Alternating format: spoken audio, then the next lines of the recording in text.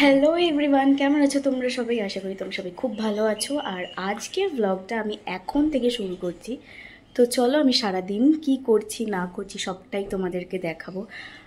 রবিবারের সকালটা শুরু হলো বেশ তাড়াতাড়ি, কারণ অনিরুদ্ধর ছিল চেম্বারে যাওয়ার আগে ওকে বানিয়ে দিচ্ছিলাম আমি ছাতু শরবত। গ্লাসে ছাতু নিয়ে নিচ্ছি, এখন নিচ্ছি চিনি 2 চামচ মতন দিয়ে ওটা জল দিয়ে ওকে গুলে দেবো। তার মাঝখানেই ও আমাকে বলে দিয়ে গেল যে মাম্মামকে কি কি ওষুধ দিতে হবে। সেই সমস্ত ওষুধ আমি পোস্টারে কেটে রেডি করছিলাম। সেই সময়তে ওর করে নিয়েছিল ক্যাব বুক, আর ক্যাবও চলে আসছিল। এবার আজকে তিনি ক্যাব বুক করেননি, তিনি বাইক বুক করেছিল। আর তার মাঝখানে বাইক আসার যতটুকুনি সময় তার মাঝখানে ওর যা যা ডকুমেন্টস নেওয়ার ছিল সেইগুলো ও ব্যাগে তুলে নিচ্ছে। বাই বাই, সাবধানে। ওই যে বাইকটা দেখতে পাচ্ছ, ওই বাইকটাতেই ও আজ যাবে। আজ কি হয়েছে কে জানে, হঠাৎ করে ক্যাব না বুক করে বাইক বুক করেছে। আর আজ রোববার, ওর ঠিক বেরোনোর ইচ্ছেটাও ছিল না, কিন্তু কিছু করার নেই, কাজের অনেক প্রেশার আছে। আর রোববার করে ওর এমনিই চেম্বার থাকে। তবে আজকের ওকে যেতেই হবে, এই কারণে ওর প্রচণ্ড চাপ চলছে এই সপ্তাহটা। ও বলেই ছিল যে এই সপ্তাহটা না গেলেই নয়।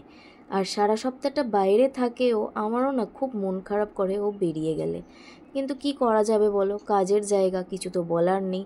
আর এই সপ্তাহটা যেহেতু চাপ আছে, সেহেতু আমি ওকে জোরও করতে পারছি না যে বাড়ি থেকে কাজটা করে নাও। কিছু করার নেই, তো চলো, ও বেরিয়েই পড়েছে প্রায়। আমারও কিছু ঘরের কাজ আছে, আমিও সারবো। তার মাঝখানে আমারও একটু বারান্দায় দাঁড়ানো হয়ে গেল। আর রাস্তাটা দেখতে কি সুন্দর লাগছে দেখো, ওই কৃষ্ণচূড়া ফুলটা যেন রাস্তার রূপটাকেই একদম ঘুরিয়ে দিয়েছে। খুব ভালো লাগে আমার বারান্দাটাতে দাঁড়াতে।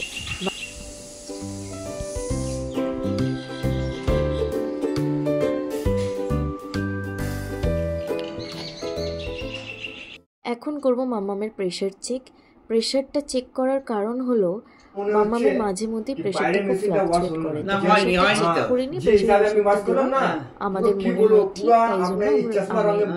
তাই জন্য তারপর আমি পরিষ্কার করে নেবো যাতে একদম ঘরটা টিপটপ দেখতে লাগে। আজকের আর ডাস্টিং করবো না, তার কারণ কালকেরই ডাস্টিংটা করেছি, তো আজ আর এখন করবো না।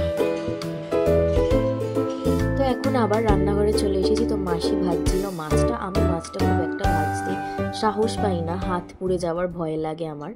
আর আমি করেছিলাম ঝিঙে শুক্তো, তো সেই ঝিঙে শুক্তোটাই একটু বানিয়ে নিচ্ছি। প্রথমে কড়াইতে দিলাম একটু সাদা তেল, সর্ষে ফোড়ন দিয়ে একটু বানিয়ে নেবো ওটা।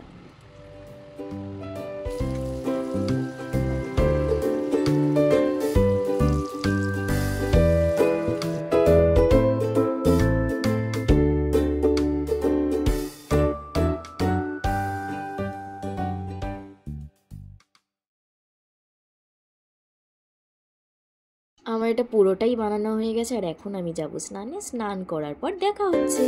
তো আমার স্নান হয়ে গেছে, এখন এবারে করবো একটু পুজো। তো পুজোটা করে নিয়ে তারপরে অনিরুদ্ধ ফিরলে পরে একসাথে লাঞ্চ করব। তো চলো আমি পুজোটা করে নিই।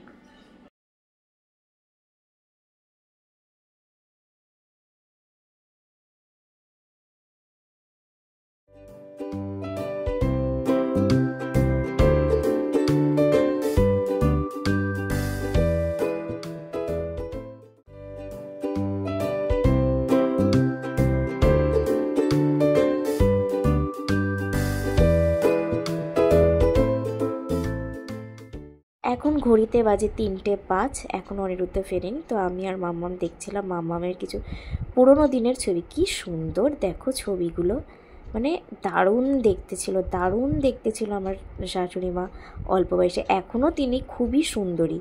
তো ছবি দেখার পর আমি ভাবলাম যে একটু ডাইনিংয়ের জানলাটাতে যাই।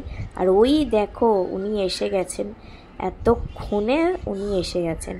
যদিও বা আজকের অনেকটাই দেরি হয়েছে, তো ঠিক আছে, এসে গেছে, এবার আমার বেশ আনন্দ।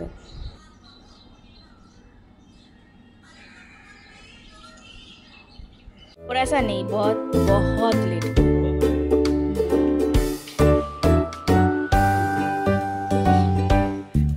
আজকে লাঞ্চে ছিল ভাত, উচ্ছে আলু সেদ্ধ মাখা, যেটা আর কি উচ্ছে আলু ভাতে যেটা, সেই লাউ ডাল, ঝিঙে শুক্তো, আর ছিল হচ্ছে মাছের একটা আদা জিরে দিয়ে একটা হালকা ঝাল মতন।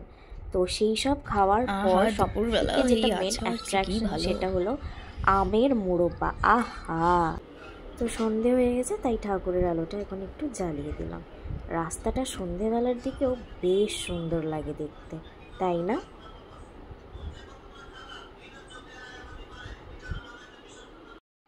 সন্ধেবেলায় কফি আর বারবান বিস্কিট নিয়ে আমরা জমিয়ে গল্প করতে বসেছিলাম, আর তার সাথে দেখছিলাম আমরা আইপিএল দেখতে দেখতে বেশ অনেকটাই রাত হয়ে গেছিলো, যার জন্য আর বেশি না দেরি করে আমরা সোজা করে নিয়েছিলাম ডিনার।